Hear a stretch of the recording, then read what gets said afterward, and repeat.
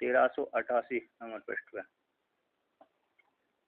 तो यहाँ पर वर्णन करते हैं, हृदय ब्रह्म का वर्णन कर दिया। अब सत्य ब्रह्म को लेकर कहते हैं, सत्य के अक्षर को लेकर कहते हैं सत्य ब्रह्म।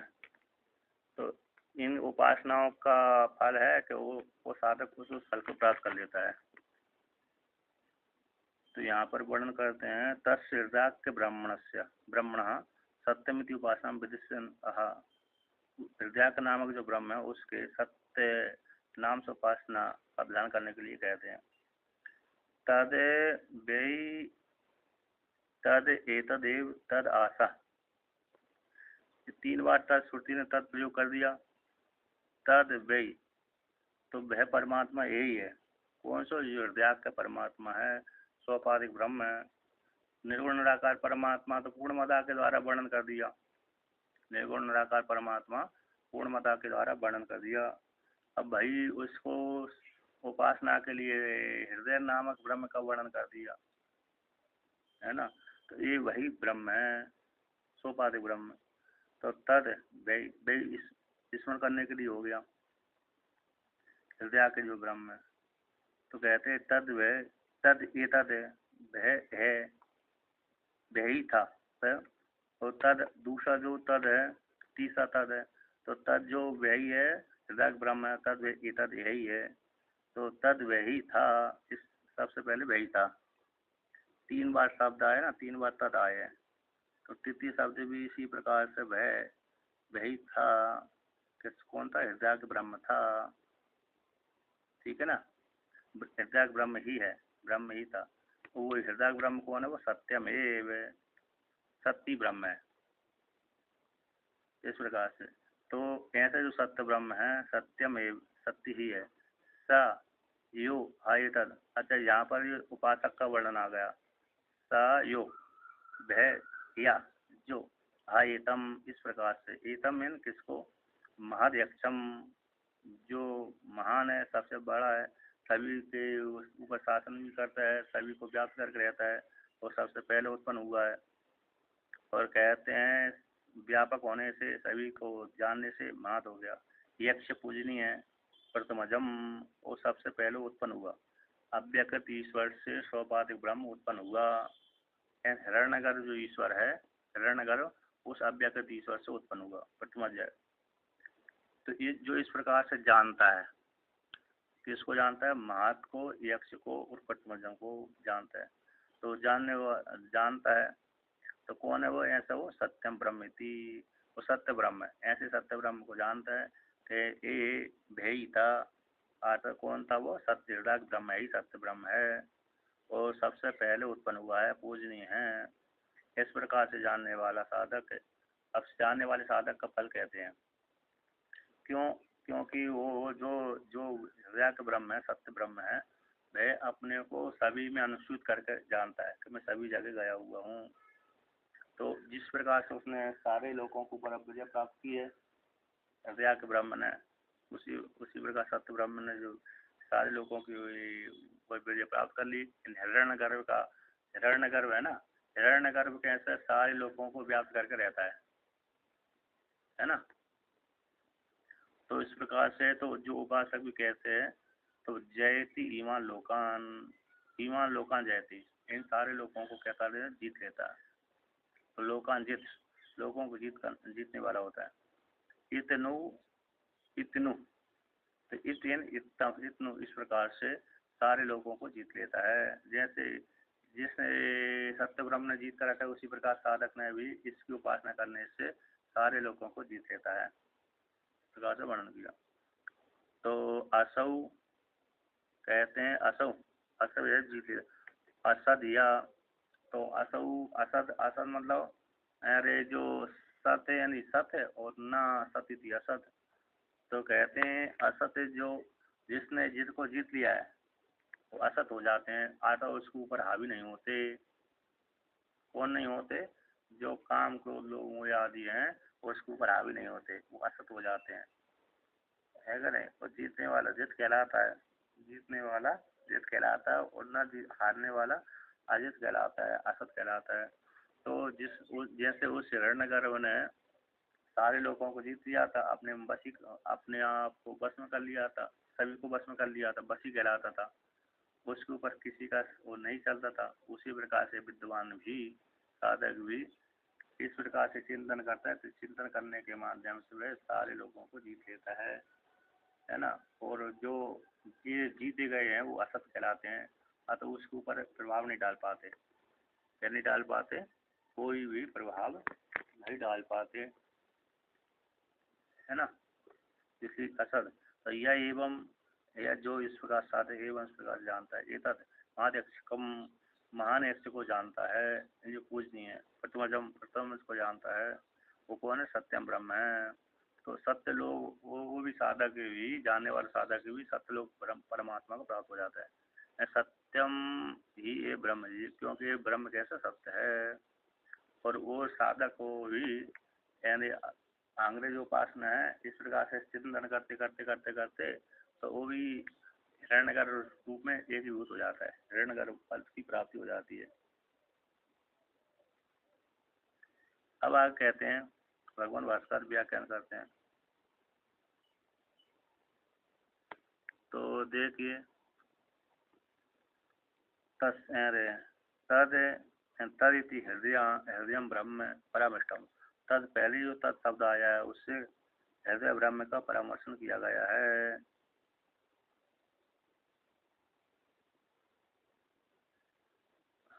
परामर्शन किया गया।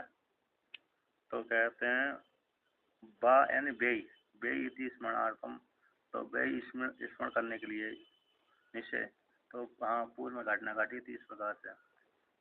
और तद यदि हृदय ब्रह्म, तद यदि हृदय ब्रह्म स्मरते इति एक शब्द है। वो कह जो हृदय ब्रह्म है, तो इस तद के शब्द के द्वारा उसी का बोध कराया गया है। तो तद यदि हृदय ब्रह्म स्मरते इति एक शब्द। तद दूसरे जो तद ये तद है ना, अब उसको लेकर कहते हैं तद एतद उच्यते।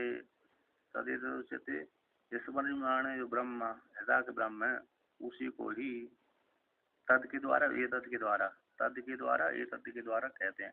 जो पहले तद व्यय के द्वारा जिसका स्मरण किया गया उसी का ही, उसी ब्रह्म का ही तद एतद के द्वारा कहते हैं। इन प्रकारांतरण है, तो दूसरे प्रकारांतर के द्वारा द्वितीय से तत्शब्द है, द्वितीय दूसरे शब्द उसी को ही वर्णन करते हैं। भय है, तद यानी भय, ये तद यानी है।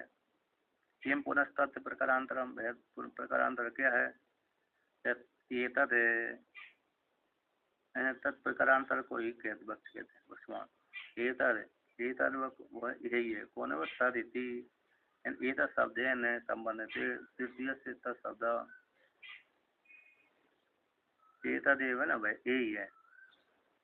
एतद तदिति एतद शब्द के द्वारा संबंधित है। तद शब्द एतद शब्द के द्वारा जुड़ा मिला हुआ भय है, भय है। अब तृतीय तत्शब्द, तो तृतीय शब्द कहते हैं एतदिति। तो तृतीय शब्द का भी उसी एतद के साथ संबंध है। वह है एतद है, तद तद आशा था।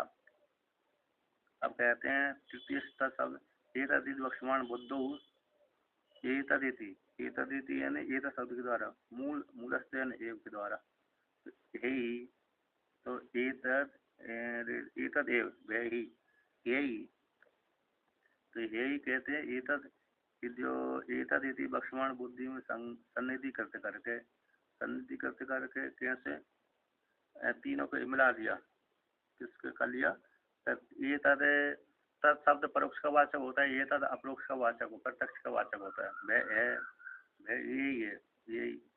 इस प्रकार से ये तदिति बक्षमान बुद्धि में सन्निधि करते करके कहते भय है, यही है। आशयन बहुआ, आशयन बहुआ, यही था। यानी 4 नंबर टिप्पणी दिया है। ननु बक्षमाण का समीपवर्तीत्व अभाव हो जाने पर कथम एतद शब्द के द्वारा उसी को वर्णन कर दिया। एतदिति बक्षमाण अपनी बुद्धि में सन्निधा करके एतद शब्द के द्वारा कहा है। वेदन भगवान ने कहा है, वेद भगवान ने कहा है, वह यही है। एतदिति भक्ष्यमाण जो है उसी को ही, जो तत् का शब्द के द्वारा कहा है यही है, ऐसे बुद्धि में एकत्रित करके सन्निधि करके मिला करके यही था। कौन था वो? हृदय ब्रह्म ही था।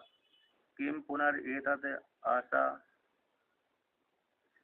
तो कहते हैं वो था तो कौन था? किम पुनर्एतत् आशा, क्या था? यद उत्तम हृदय ब्रह्म, जो हृदय नामक ब्रह्म है वो तदिति तृतीय शब्द विनियुक्ता, हृदय ब्रह्म ही तृतीय शब्द के द्वारा विनियोग किया गया है। तो पहले तत् के शब्द के द्वारा भी हृदय ब्रह्म ही परामर्शन किया गया, द्वितीय के द्वारा ही नैतिक वो करा दिया भाई यही है, और तीसरे शब्द के द्वारा भी, तीसरे तत्शब्द के द्वारा भी कह दिया वह हृदय का ब्रह्म है, इस प्रकार से। तो कहते हैं कि किम पुनर्एतत् आशा, वह था यही था, तो ये उत्तम कहा गया, तो हृदय ब्रह्म थी, तो तदिति यहाँ पर तृतीय शब्द से विनियोग कर दिया गया, विनियुक्त हो गया। एत शब्द के द्वारा जो संबंध है उसी का एत शब्द के द्वारा वर्णन किया गया है। तो पहले एत के द्वारा कह दिया, बट उसी तत् के द्वारा कह दिया गया था। तो वो कौन है? तत् है, कह तो हृदय ब्रह्म है। कौन है? हृदय ब्रह्म। अब किम तदिति, वह हृदय ब्रह्म क्या है? कहते विशेष निर्दिशति श्रुति, सत्यमेव सत्यात्यच्च मूर्तम च मूर्तम च सत्यम ब्रह्म पंचभूतात्मकम आदिदैविकम तत्वम हिरण्यगर्भात्मकम इति एतत्। जो हृदय ब्रह्म है वो कौन है? कहते विशेष रूप से श्रुति के द्वारा निर्देश किया गया है। श्रुति के द्वारा विशेष क्या निर्देश किया गया है? सत्यम इति, तो सत्य शब्द के द्वारा वर्णन किया गया है। जो हृदय नामक ब्रह्म है वह सत्य शब्द के द्वारा कहा गया है। पहले हृदय के द्वारा वर्णन कर दिया गया था, अब सत्य शब्द के द्वारा वर्णन करते हैं। अब सत्य शब्द की अलग अलग व्याख्या है। सच्चा त्यच्च, सच्चा त्यच्च एक हो गया, और मूर्तम चा दूसरा हो गया। सत्यन प्रत्यक्ष, तेन परोक्ष, उसी प्रकार मूर्तेन प्रत्यक्ष, अमूर्तेन परोक्ष। तो ये सत्य और अमूर्त, सत्य और मूर्तम अमूर्तम चा, ऐसे जो उसको दोनों बुला कर सत्यम। तो वह ब्रह्म पंचभूतात्मकम, कैसे? आदिदेविकम रूप से तत्व हिरण्यगर्भ, अरे पंचभूतात्मक शरीर हो गया, पंचभूत वाला शरीर दिखता है और आदिदेवत वाला शरीर नहीं दिखता, सूक्ष्म शरीर। तो आदिदेविकम कैसे हो जाता है? तत्व हो गया, हिरण्यगर्भ स्वरूपात्मक हो गया, और स्थूल शरीर तो हमको दिख ही रहा है। तो लेकिन दोनों ही पांच भूतों के शरीर होते हैं। हिरण्यगर्भ का शरीर भी यहाँ कैसा है? पांच भूत ही है, लेकिन प्रत्यक्ष चक्षु आदि इंद्रिय के द्वारा वैसे नहीं बनता वो, तो दिव्य दृष्टि के द्वारा ही जाना जाता है। ऐसा जो तत्व हिरण्यगर्भात्मक है वो सत्य है। सा कहते सा या कश्चित सत्य आत्मानम एतम महन महत्वाद यक्षम पूज्यम पद्मजम प्रथम जातम सर्वस्मात् संसारिणः एतद् एव अग्रे जातम ब्रह्म अतः प्रथमजम वेदा विजानाति सत्यम ब्रह्मति। कहते हैं सा या भय, जो कोई भी कश्चित सा या कश, सा यानी भय यानी है, कश्चित कोई भी, सत्यम सत्यात्मानम, सत्यात्मा को, एतम सत्य इस आत्मा को, कहते हैं महत्व होने से यक्ष है, पूजनीय है। बड़ा होने से कैसे होता है? पूजनीय है। और प्रथम जब है यक्ष यानी पूजनीय धातु, यक्ष धातु पूजा आत्मा होती है, तो ऐसे पूजनीय है। प्रथमजम और प्रथम जातम है, हिरण्यगर्भ सबसे पहले उत्पन्न हुआ। सर्वस्मात् संसारिण, सारे संसारियों से सबसे पहले उत्पन्न हुआ। कौन? हिरण्यगर्भ। ऐसा जो है एतदेव अग्रे आते, एतदेव है ही हिरण्यगर्भ अग्रे जातम, सबसे पहले जाता है। किससे उत्पन्न हुआ? ब्रह्म से। तो इसलिए ब्रह्म से उत्पन्न होने के कारण प्रथम जो कहलाता है। तो इस प्रकार से जानता है, ऐसे सत्याग ब्रह्म को, सत्य नामक ब्रह्म को जानता है, सत्यम ब्रह्म थी। ऐसे जानने वाला कहती है अव्यक्त ईश्वर से हिरण्यगर्भ सबसे पहले उत्पन्न हुआ, फिर तुम वही शरीरी। विराट का नंबर आ जाता है स्थूल में, तो सूक्ष्म में हिरण्यगर्भ आ जाता है। कहते हैं जानने वाले का फल क्या है? जानने वाले को फल कहते हैं। तस्य इदम फलम उच्यते।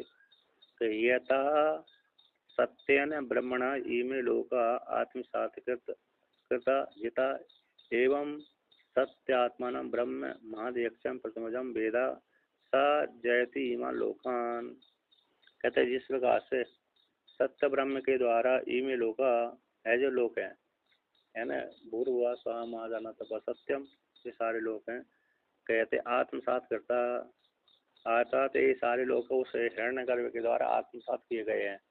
क्योंकि हिरण्यगर्भ ये नहीं बोलता कि मैं ब्रह्मलोक में हूँ अकेला और पृथ्वी लोक में नहीं हूँ, ऐसा नहीं बोलता। क्योंकि हिरण्यगर्भ का शरीर सूक्ष्म शरीर हुआ है, सूक्ष्म शरीर का अभिमान देवता हिरण्यगर्भ बोलते हैं। अब वह सूक्ष्म शरीर के अभिमान देते हिरण्यगर्भ सारे, उसके बिना तो कोई दूसरा शरीर रह ही नहीं सकता। तो सारे शरीरों के भीतर हिरण्यगर्भ गया हुआ है, सारे लोगों को व्याप्त करके रहता है।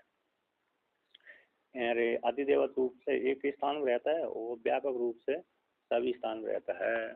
सूक्ष्म शरीर के रूप में तो सारे शरीरों में रहता है और एक स्थान विशेष में तो हिरण्यगर्भ लोक में रहता है।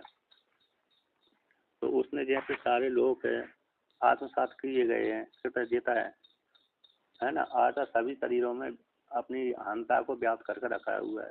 उसी प्रकार से जो कोई भी साधक इस प्रकार चिंतन करता है, सत्यमात्मानम सत्यात्मानम सत्यश्चासु आत्मा च तम सत्य स्वरूपम। यहाँ पर 2 नंबर टिप्पणी लिखा है, सत्य कर्मधारय समय कर दिया, सत्य से असु आत्मा से सत्यात्मा, ऐसे स्वरूप को, सत्य स्वरूप आत्मा को, ब्रह्म को, महाध्यक्ष को, प्रतिनिधि को जो कोई भी साधक जानता है, सस्वरूप आत्मक ब्रह्म रूप आत्मा को जो महान है, सबसे बड़ा है, पूजनीय है, ऐसे जो सबसे पहले प्रथम उत्पन्न हुआ है, ऐसे सत्य नामक ब्रह्म को जो कोई भी साधक जानता है, तो जानने वाले साधक भी कहते हैं सच जयति इमा लोकान। साधक भी सारे लोगों को जीत लेता है। सारे लोगों को कैसे जीत लेता है भाई? वो तो एक देश में रहता है, एक घर में, एक गांव में रहता होगा, नगर में, धाम में रहता होगा, तो उसने अपनी दृष्टि को व्यापक बना लिया है। तो मैं ही अरे इस लोक के सारे प्राणियों के भीतर रहूं, मैं ऊपर लोक के सारे प्राणियों के भीतर मैं ही हूँ, इस प्रकार से। तो ऐसी दृष्टि को लगाने कारण मैं ही सभी प्राणियों के हृदय के भीतर रह करके मैं प्राणन क्रिया चेष्टा कार्य करता रहता हूँ, है कि नहीं। सु शरीर से मैं सारे प्राणियों के शरीर के भीतर निवास करता हूँ। तो व्यापक दृष्टि हो गई है। तो जब व्यापक दृष्टि हो गई तो उपासना, जब शरीर छूटेगा उसका, तो जागृत में व्यापक दृष्टि करते करते उसको महान सुख की प्राप्ति होती थी। और मरने के पश्चात तो उस लोकांतर में जाएगा, ब्रह्म लोक में जाएगा। तो ब्रह्म लोक में जाएगा तो फिर वहाँ पर तो व्यापक हो ही जाएगा, हिरण्यगर्भ साथ एक ही हो जाता है, कभी कभी पृथक पृथक रहता है।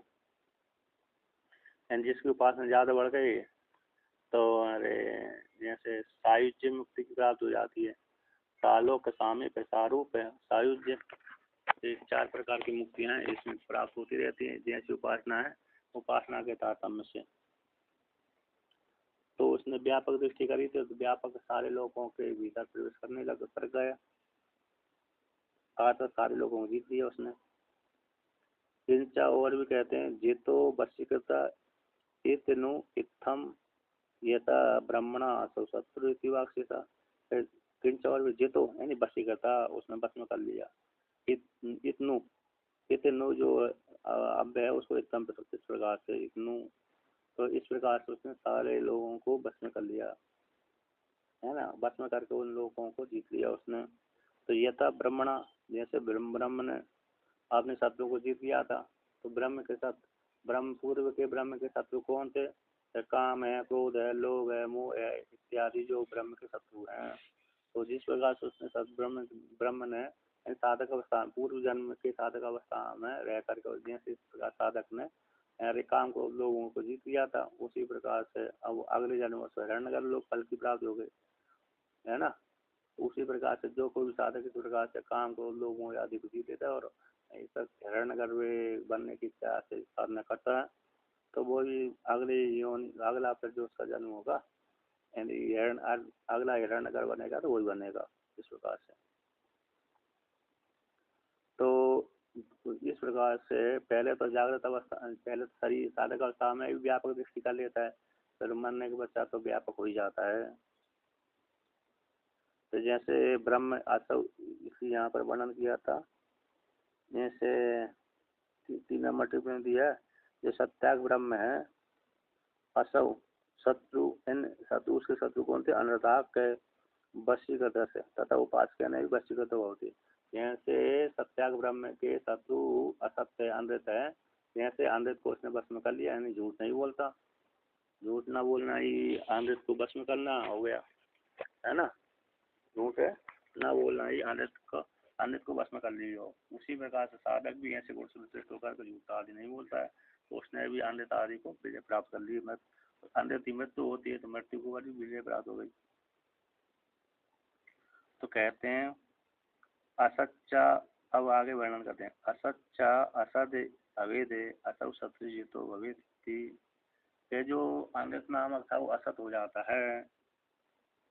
असत कैसे हो जाता है? अमृत नामक जो था झूठ था वो असत हो जाता है, उसको जीत लेता है। असत असत भवेद, असत भवेद का अर्थ हो गया जो अनृता था वो असत हो जाता है।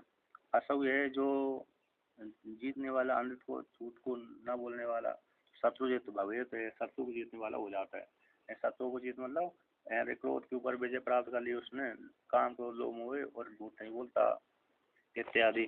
तो सत्य तो झूठ न बोलने के कारण वो सत्य रूप परमात्मा प्राप्त हो जाता है। तो कस्य एतत् फलमिति पुनर्जन्ममिति, किसका ये फल है? या एवं एतद महायक्षम प्रथमजम वेदा सत्यम ब्रह्मेति। जो कोई भी साधक है इस प्रकार महान यक्ष को जो सबसे पहले उत्पन्न हुआ है, जिसका नाम सत्य ब्रह्म है, इस प्रकार से उपासना करता है, उपासना करने वाले को इस फल की प्राप्ति हो जाती है। अतो विद्यानुरूपम फलम युक्तम, इसी विद्या के अनुरूप ही फल होना चाहिए।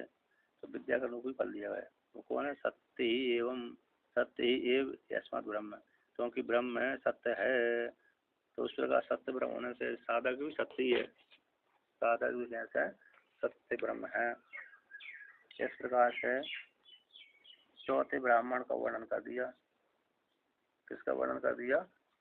चौथे ब्राह्मण का, है ना। अब 5वें ब्राह्मण को लेकर कहते हैं भाई, आप एव इदम अगर आसु से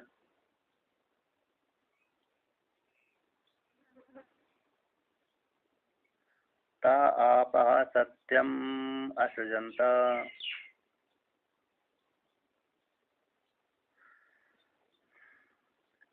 सत्यम ब्रह्म प्रजापतिम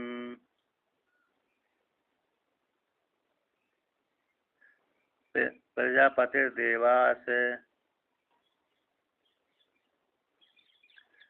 प्रजापतिर्देवान्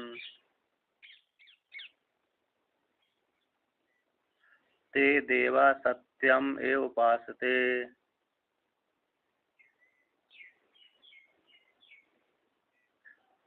तद एतत् त्र्यक्षरं सत्यमिति।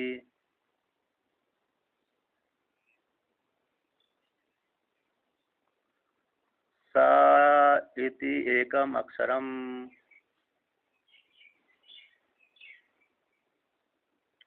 ति इति एकम अक्षरम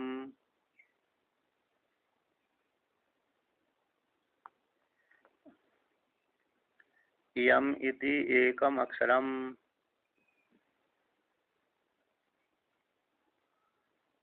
प्रथम उत्तमे अक्षरे सत्यम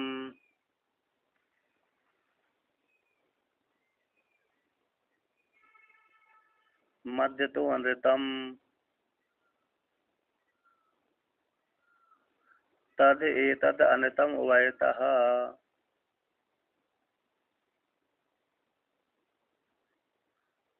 सत्येन परिगृहीतम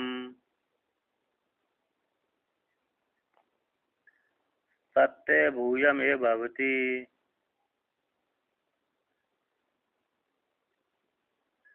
न एवं विद्वांसम अनृतम हिनस्ति।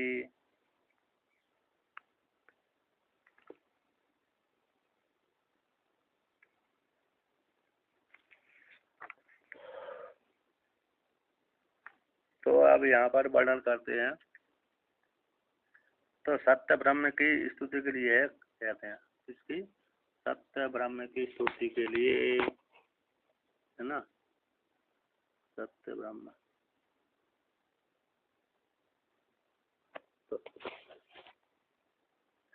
तो सत्य ब्रह्म कह दिया गया। अब उसी की स्तुति के लिए आया कि आप ये विदमग्रासु के जो नाम रूपात्मक जगत दिख रहा है, इसकी सृष्टि से पहले आप ही था।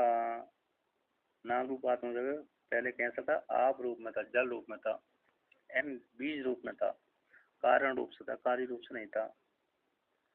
और कहते ता आपा, उस आपने अव्यक्त ईश्वर ने सत्यम अर्थ जनता, सत्य नामक ब्रह्म की उत्पत्ति करी, यानी हिरण्यगर्भ की उत्पत्ति करी, हिरण्यगर्भ की उत्पत्ति करी। क्योंकि 1 नंबर टिप्पणी में क्या लिखा है? आपा यानी पाया, सोमादि आत्मिका हुई माना, सूक्ष्म भूता भूतांतर सहिता जगत बीजभूता अव्यकृत आत्मना अवस्थिता एव इदम सर्वम विकाजातम जगत अग्रे सृष्टे पूर्वम आसुर नान्यत कंचित। आप यानी जल, पाया, सोमात्मिका आहुति, सोमादि स्वरूपात्मक जो हुई मान आहुति हैं। सूक्ष्म, जब कोई व्यक्ति आहुति डालता है तो वो वही आहुति हैं उसको सूक्ष्म भूत होकर के वायु बन करके उस लोक में चली जाती हैं। कान लोक में चली जाती हैं, परलोक में चली जाती हैं, दिवलोक में चली जाती हैं। तो जो सूक्ष्म भूत हो गए, भूतांतर सहिता, अन्य भूतों के सहित जगत की भूता, जगत की बीजभूत अव्यकृत आत्मरूप से अवस्थित रहते हैं। जब तक वो आहुतियाँ स्थूल रूप में परिणित नहीं होती तब तक वो आहुतियाँ कैसी पड़ी रहती हैं? यानी अव्यकृत रूप से पड़ी रहती हैं। तो अव्यकृत रूप से पड़ी रहती है मतलब क्या हो गया कि ईश्वर, जब तक ईश्वर सृष्टि नहीं करता है तब तक वो जीवात्मा भी अव्यकृत रूप से अवस्थित बने रहते हैं।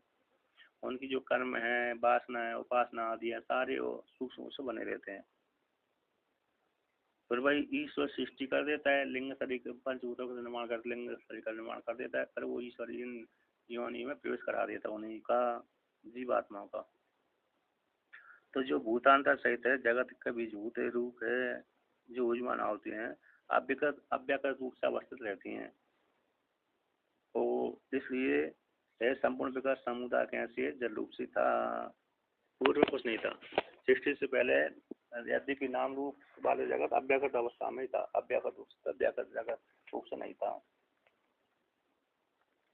तो कहते हैं अब जो जैसे यहाँ पर भी है लोग, और फिर जो जीवात्मा यहाँ से कर्म कांड करके फल भोगने के लिए ऊपर लोक में गया, अब ऊपर लोक में फल भोग लिया, भोग करके वहां से भोगों से फिर भोगते भोगते भोग समाप्त हो गए। अब नीचे आया तो पर्जन्य के माध्यम से, पृथ्वी के माध्यम, पर्जन्य के माध्यम से पृथ्वी से ब्रियादि से माता पुरुष और स्त्री में चला जाता है। जब तक अरे बच्चा के रूप में पैदा नहीं होता तब तक अव्यक्त रूप में ही अवस्थित रहता है कि नहीं? अब जब बच्चा के रूप में आ गया तो व्यक्त हो गया प्रकार से। अब ये आगे कहते हैं कि वो जो आप है, जो कर्म संवाही है, कर्म से जुड़ा हुआ है, आप का अर्थ हो गया अग्निहोत्र आदि कर्म संवाही। अग्निहोत्र आदि जो आहुतियाँ हैं, आहुतियाँ ही यहाँ पर, अच्छा अग्निहोत्र आदि आहुतियाँ अकेली कर्म नहीं बनती, अग्निहोत्र आदि आहुति डालने से व्यक्ति कर्म संवाही हो गए, ऐसी बात नहीं है।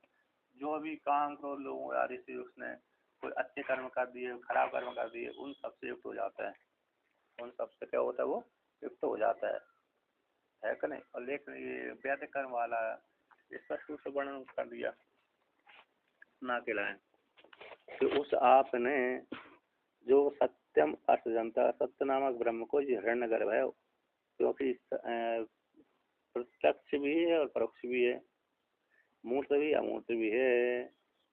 ऐसे सत्य नामक ब्रह्म का क्या कर दिया? उत्पत्ति करी, जिससे जल ने सृष्टि करी, क्योंकि अव्यक्त ईश्वर रूप से था। अव्यक्त ईश्वर ने सबसे पहले हिरण्यगर्भ को उत्पत्ति करी।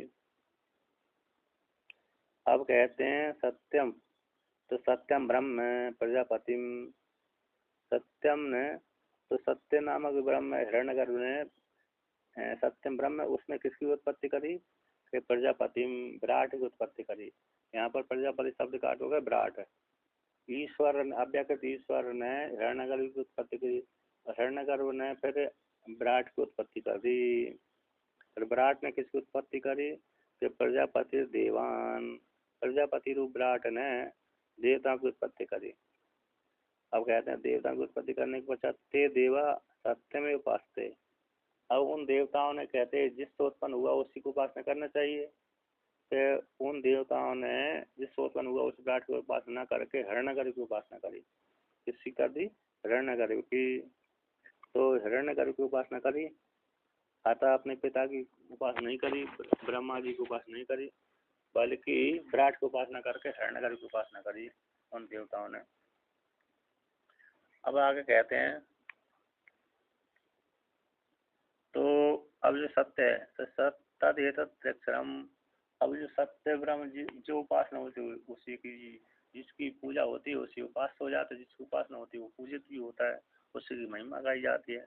तो जो सत्य नामक ब्रह्म है यह 3 अक्षर वाला है। तदेतत्रयक्षरम सत्यमिति। वह सत्य नामक जो ब्रह्म है सोपाधिक है, हिरण्यगर्भ है, 3 अक्षर वाला है। तो 3 अक्षर उसमें कौन है? साइति एकम अक्षरम। सा पहला अक्षर हो गया सत्य में सा, सकार अदंत अर्च के सहित है ना। और दूसरा है ती, ती एक अक्षरम। वहाँ पर ती, यहाँ पर तो ईकार का अनुबंध लेकर के वर्ण कर दिया, यद्यपि सा हलंत होता है। सत्य में ता कैसा होता है? हलंत होता है। लेकिन आकृति ने यहाँ पर क्या क्या वर्णन कर दिया? अरे इकार उपदेश कर, इकार के लेकर के उपदेश कर दिया, इकार पूर्वक। और एम इति एक अक्षरम। तो यम कैसा? एम तो आदंत ही है, तो यम एक अक्षर हो गया। तो इसीलिए तो तीनों को मिला दिया, सत्यम हो गया। तो प्रथम उत्तम अक्षर है, पहला अक्षर सकार और उत्तम अक्षर यकार है। इन दोनों को सत्य बोलते हैं, सत्यम। और बीच में तका जोड़ दिया, प्रथम अक्षर उत्तम अक्षर सत्यम। तो मध्य में तकार होता है, हलंत भी है, तो मध्य से अनृतम। मध्य वाले जो तकार के अनृत है। अनृत क्यों है? क्योंकि बहरे मृत्यु देवता में भी तकार है, मृत्यु में भी तकार आता है और अनृत में भी तकार आता है। तो इसलिए तकार कैसा? मृत्यु का वाचक है, अनृत का वाचक है।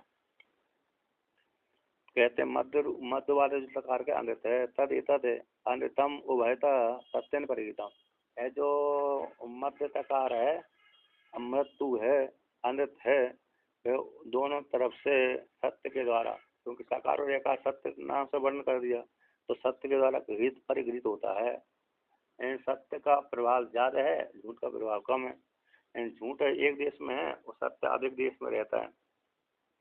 बाहर भीतर से इसने सत्य ने उसको ग्रहण करके रखा है, व्याप्त करके रखा है, परिगृहित। तो सत्यम भूये भवति, जो इस प्रकार से जानता है वो सत्य हो जाता है। सत्यम भूयम ये भवति, पुनः सत्य हो जाता है। अब न एवं विद्वान सम अनृतम विनष्टि। कहते हैं जो असत्य है, अनृत है, विद्वान को ऐसा नहीं पहुंचाता, मारता नहीं है। आता क्या हो गया? यानी विद्वान है, साधना करते करते करते फिर झूठ बोलते ही नहीं है, झूठ बोलते नहीं। भली सत्य में तकार मृत्यु का वाचक है, अनृत का वाचक है, किंतु वो ज्यादा मात्रा में सकार यकार का सत्य शब्द से वर्णन कर दिया, अमृत शब्द से वर्णन कर दिया, सत्य शब्द। इनकी अधिक मात्रा हो जाने से अमृत कैसे दब जाता है, इस प्रकार से। तो विद्वान को अमृत नष्टि नहीं करता सत्य ब्रह्म की उपासना करने से।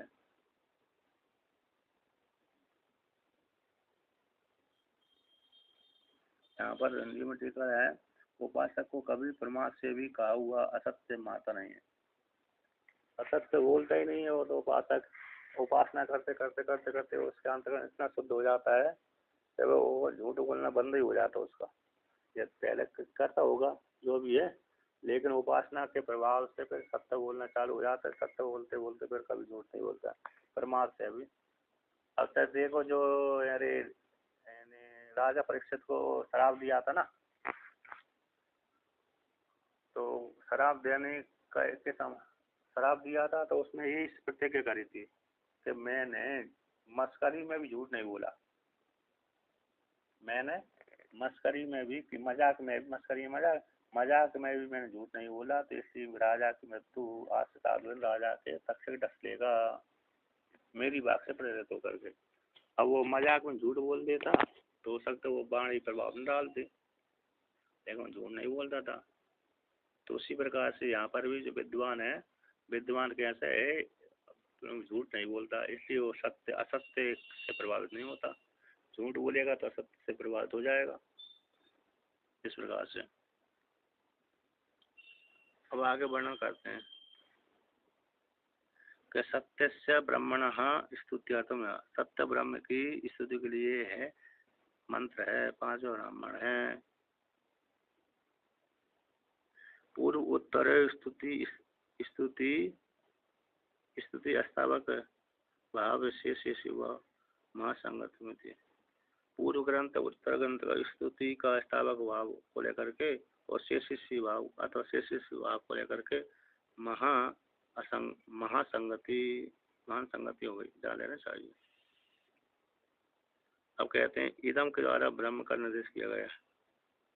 महाध्यक्षम प्रथमजम इति युक्तम, जो महाध्यक्ष कौन है, महाध्यक्ष है, प्रथमज है, इति इस प्रकार से पहले कहा गया। तत्कथम प्रथमजत्वम, उसका प्रथमजत्व कैसे है, इस प्रकार से उच्चते आप एव इदम अग्रासु के सृष्टि से पहले, इन नाम रूप आत्मक जगत की उत्पत्ति से पहले जो सत्य नामक ब्रह्म है वो है ना, किस रूप से था कि आप एव इदम, आप रूप में ही था कि आप एव इदम अग्रासु, सृष्टि से पहले आप ही था, यानी अव्याकृत ईश्वर ही था, अव्याकृत रूप से अवस्थित था। ऐसे जो नाम रूप जगत है वह आप रूप से अवस्थित था। तो आप का मतलब हो गया अव्याकृत ईश्वर रूप से ही था। आप इति किसको कहते हैं कि आप इति कर्म संवाहिनी, कर्म संवाहिन्यो अग्निहोत्रादि आहुतियाँ। तो कहते हैं जो आपका अर्थ जल, आप किसका वाचक होता है, जल का वाचक होता है। तो आप इति तो कर्म संवाहिन्यो, कर्म से संवाही बोलते संबंध, संवाही का अर्थ होता है संबंध। तो कर्म से संबंधित होने वाली जो अग्निहोत्री आहुतियाँ हैं, वह आहुतियाँ जब डालता है यजमान कर्मी, तो वो आहुतियाँ जल का रूप धारण कर बाष्प बन करके जल बन करके ऊपर चली जाती हैं आहुतियाँ। फिर बाद में समय आकर के फल भी देती हैं वो आहुतियाँ। ईश्वर की प्रेरणा से युक्त होकर के उसको फल की प्राप्ति हो जाती है आहुतियों के द्वारा। अब कहते हैं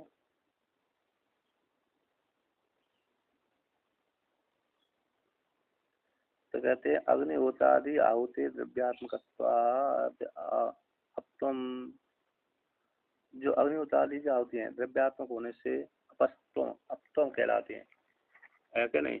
अग्निहोत्रादि की जो आहुतियाँ कहलाती हैं द्रव्यात्मक है, क्योंकि द्रव्यात्मक क्यों है, क्योंकि उसमें घी भी मिलाया जाता है, लपसी आदि बनाई जाती है इत्यादि।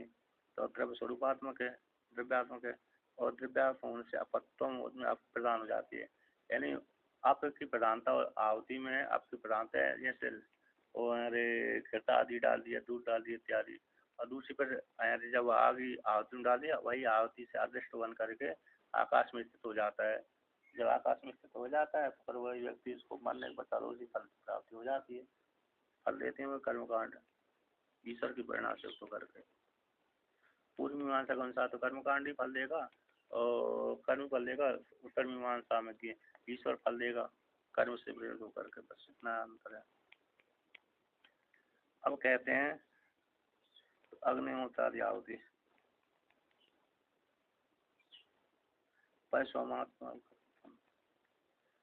कहते हैं का कि टीका में भी टीका में आया है दूसरी पंक्ति कि यद्यपि आप जल है सोमादि भूयमान, सोमादि रूप से भूयमान होते हुए कर्म संभावना, कर्म संभावित कहलाता है, तथापि फिर भी उत्तर काल में कथम तासाम तथात्म, उन जल का आहुतियों का कैसे तथात्म कर्म का स्थापितम कैसे स्थापित होगा। उत्तर काल में तातम आहुतियों को जो आहुति डाल दी गई है कर्म संबंधित आहुतियों का, तथा तुम कर्म संश्लिष्टत्व के साथ स्थापित्वम कर्म के साथ संबंध कैसे होगा, कर्म संश्लिष्टत्व कैसे होगा। इस प्रकार से स्थायित्व आदि अस्थायित्व होने से, स्थायित्व न होने से, कर्म का यहाँ पर कहते हैं तथा कर्म का स्थायित्व न होने से तो उन कर्म आहुतियों का संबंध कैसे बनेगा।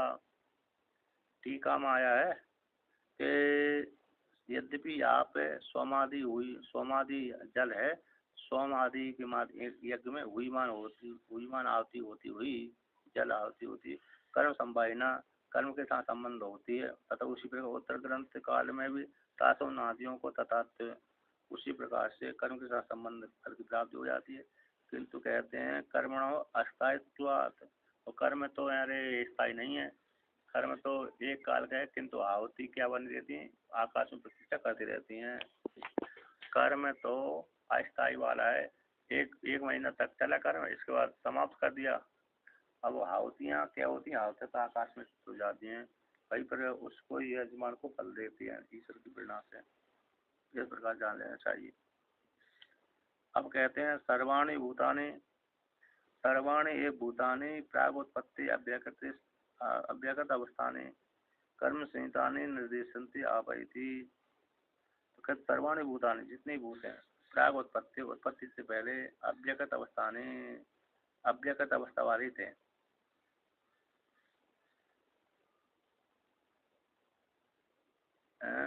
थोड़ी आगे पंक्ति चली गई।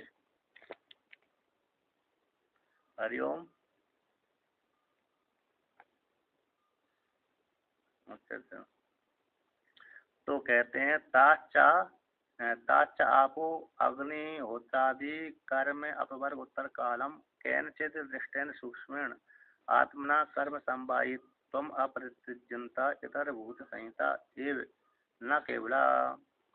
अब यहाँ पर कहते हैं कर्म आहुतियों का साथ संबंध बन जाता है, लेकिन जो कर्म तो कैसे हो जाता है, नष्ट हो जाता है। कर्म तो आपने 1 घंटा 2 घंटे का किया तो नष्ट हो जाता है, किंतु कर्म से उत्पन्न होने वाली आहुतियाँ आकाश में प्रतीक्षा करती रहती हैं। श्रुति भी कहती रहती है यही आई आपने जो कर्म किया है वही कर्म का फल हम भुगाने के लिए आपको ले चल रहे हैं, ये आपके लिए लोग विशेष हैं। तो यहाँ पर कहते हैं कि वे जो अग्निहोत्रादि की आहुति है द्रव्य स्वरूपात्मक है, इसलिए द्रव्य स्वरूपात्मक होने से अपत्व अप्रदान है, तब आपो जल प्रदान वाली जो आहुति हैं, जल अग्निहोत्रादि कर्म अपवर्ग है उत्तर काल में, कर्म का अपवर्ग हो गया। अग्निहोत्रादि जल, अग्निहोत्रादि की जो आहुति जो जल है वह कर्म अग्निहोत्रादि कर्म के अपवर्ग के उत्तर काल में, अपवर्ग है मतलब मोक्ष है, समाप्त है, यानी कर्म कांड का समाप्त हो गया, अग्निहोत्रादि कर्म समाप्त हो गया। तो उत्तर काल में कैंचित दृष्टि से द्वारा अभी आहुतियाँ क्या हुई, क्या तो जैसे आहुति डालने से नष्ट हो गई आहुतियाँ, तो अग्नि में भस्मीभूत हो गए, उससे कोई अदृष्ट बना का नहीं बना, वो आहुति किस रूप में परिणत होंगे, उसको लेकर कहते हैं जब कर्म समाप्त हो जाता है उसके उत्तर काल में कैंचित दृष्टि के द्वारा प्रत्यक्ष गोचर, प्रत्यक्ष के द्वारा गोचर दृष्टि नहीं बनती, ऐसी सूक्ष्म आत्मा सूक्ष्म रूप से आहुतियाँ कर्म संवाहित्वम कर्म के साथ संबंध को त्याग न करती हुई, कर्म के साथ संबंध को त्याग न करते हुए, तो इतर भूत सहिता अन्य 5 भूतों को लेकर के न केवल नहीं जाती, 5 भूतों के सहित होकर के इतर भूतों के सहित। इस प्रकार से उस जीवात्माओं को वे आहुतियाँ मरने के पश्चात उस लोक में भोगा ले जाती हैं, शरीर आदि प्रदान प्राप्त हो जाते हैं, उस लोक में सुख वाले फलों को भोग भोगाते हैं। यानी कर्म संवाहित्व को त्याग न करती हूँ, तत्संबंधी और कर्म से संबंध होने वाला जल प्रथम प्रवृत्त होता है, साथ उस जल का नाश उत्तर काल में सूक्ष्म। अब जो कर्म के आहुति डाली हो तो अग्नि में भस्मीभूत हो गया, इसके उत्तर काल में भी तो क्या हो जाता फिर, तो जो जल है प्रवृत्त होता है उत्तर नाश के उत्तर काल में सूक्ष्म अदृष्ट रूप से आत्म रूप से अतीन्द्रिय रूप से आत्म रूप से अवस्थित हो जाता है। जो व्यक्ति ने कर्म कांड किया था आहुति डाली थी, आहुति डालने के बाद आहुति नष्ट हो गई, किंतु आहुति के द्वारा एक अदृष्ट बना। क्या बना? अदृष्ट बना।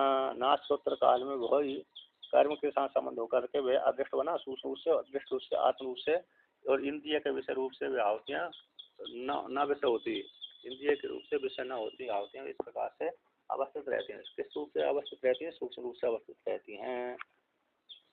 सूक्ष्म रूप से वो इंद्रिय अवस्थित रहते हैं, आहुतियाँ अवस्थित रहती हैं।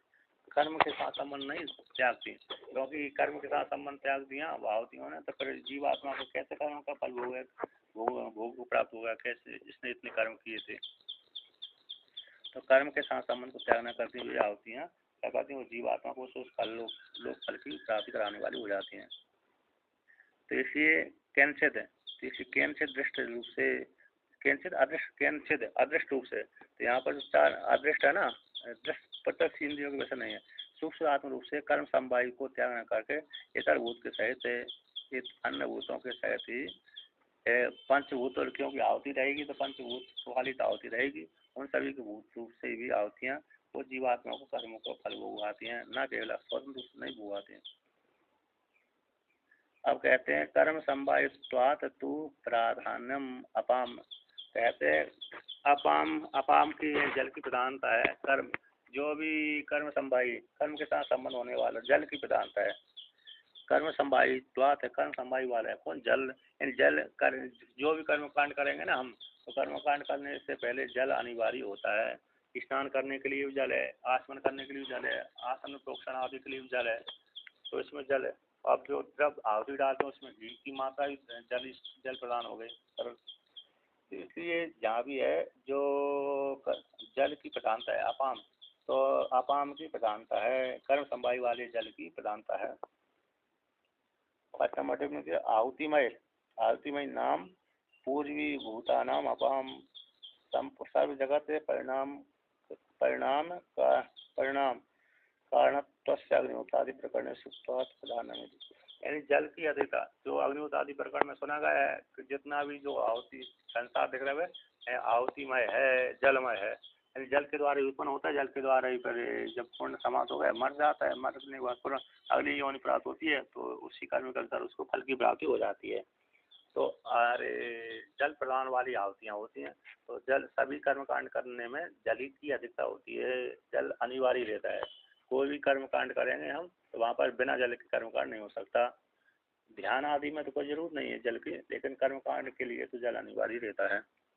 इस प्रकार से तो सर्वाणी भूतानि प्रागुत्पत्तेर अव्याकृत अवस्थाने कर्ति सहिता निर्देशंति आपति, जितने भूत प्राणी दिख रहे हैं उत्पत्ति से पहले अव्याकृत अवस्थाने, व्याकृत अवस्था वाले नहीं थे तो बल्कि अव्याकृत अवस्था वाले थे। तो अव्याकृत अवस्था रूप से थे और कर्ता के सहित थे।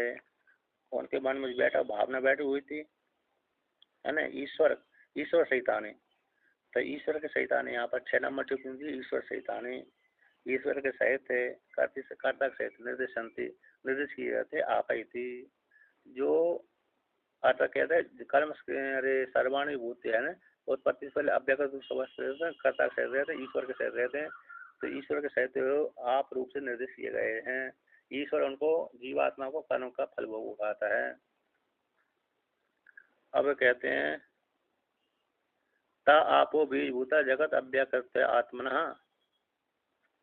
अवस्थितः ता एविदं सर्वं नाम रूपे विकृतम जगत अग्रे आसी असुर न अन्य किंचित विकास जातम आसीत। तो यहाँ पर कहते हैं कि जो आप है ईश्वर के सहित है, आहुतियाँ जो आप रूप से कही जाती हैं ईश्वर के सहित है, पंचभूतों के सहित है। अब लेकिन वो आहुतियाँ कैसे अव्याकृत है, अभी उन्होंने कर्मों का फल भोगाना चालू नहीं किया। उस काल में अव्याकृत रूप अवस्था में जब ईश्वर जैसे सृष्टि कर देता है उसी काल में कर्मों का फल भोगाने लगता है। जब तक सुसुप्ति नहीं गए तब तक कर्म करते रहे, कर्मों का फल भी भोगते रहे। जब सुसुप्ति में गए तो कर्म ही समाप्त हो गए, कर्म जो थे कर्म अरे वहाँ पर सुसुप्ति में जाती बीज रूप से अवस्थित हो गए। सुसुप्ति के बाद जैसे जागृत समाये जागृत स्वप्न उसी प्रकार चेष्टा वाले हो गए। तो इस प्रकार से जो जल है सबका बीजभूत है। ऐसे जगत का भी कैसे बीजभूत है। अव्यक्त रूप से अवस्थित रहता है। अनव्यक्त नाम रूपात्मक जगत यानी बीजभूत संपूर्ण जगत का अव्यक्त ईश्वर रूप से अवस्थित रहने वाले जगत का, और बीजभूत रूप से वो जल रूप से अवस्थिता, जो नाम रूपात्मक जो जगत दिख रहा है वह ये अव्यक्त रूप से ही अवस्थित था, बीज रूप से ही अवस्थित था, वो जल रूप से था। ता एव इदम सर्वम, जल ही इदम सर्वम, क्योंकि जो भी अरे जो अव्यक्त जगत है वह सारा जल रूप ही था। जल रूप से मतलब जीवात्मा ने कर्म किए, कर्म के अनुसार उसको उस फल की प्राप्ति हो गई। तो तएव इदम है जल ही इदम सर्वम नाम रूपात्मकम, नाम रूप विकृतम, नाम रूप समुदाय है। तो ऐसे जगत को अग्रे जगत जो दिख रहा है इससे पहले आसु था, आतत जल रूप से था। नाम रूप का नाम रूप में विकृत जो जगत दिख रहा है वह इसकी उत्पत्ति से पहले जल ही रूप से था, कारण रूप से था। कारण रूप से ब्रह्म के साथ एकीभूत होकर था। न अन्यत्र किंचित विकास जातम आसित, सृष्टि से पहले कोई विकास समुदाय नहीं थी। जितना भी सृष्टि दिख रही है उसमें इससे पहले कोई विकास समुदाय नहीं थी, बल्कि कैसे थे, आत्म रूप से थे। आत्म कारण रूप से ही अवस्थित था। जब तक सृष्टि होती है नहीं होती तब तक कारण रूप से अवस्थित रहता है। जब सृष्टि हो जाती है कारण रूप, कारण भी बना रहता है, कार्य भी दिखता है। मृतिका की जब तक मृतिका से घट उत्पन्न नहीं हुआ तब तक वो घट मृतिका रूप ही था। अब जब घट से मृतिका से घट उत्पन्न हो गया तो मृतिका भी उसमें कारण रूप से अवस्थित है, कार्य रूप से घट दिख ही रहा है। और जब तक कर्म फल भोग नहीं हुआ तब ईश्वर रूप से अवस्थित है। जैसे हमारे कर्म फल भोग देने की उदित हो गई उस काल में ईश्वर हमको शरीर निर्माण करके दे देता है, शरीर प्रदान कर देता है क्या नहीं। तो ये सृष्टि से पहले यानी हिरण्यगर्भ से पहले कुछ भी नहीं थी, नाम रूप जगत कुछ भी नहीं था। इस प्रकार से वर्णन कर दिया। आगे चलेंगे, रहने दे।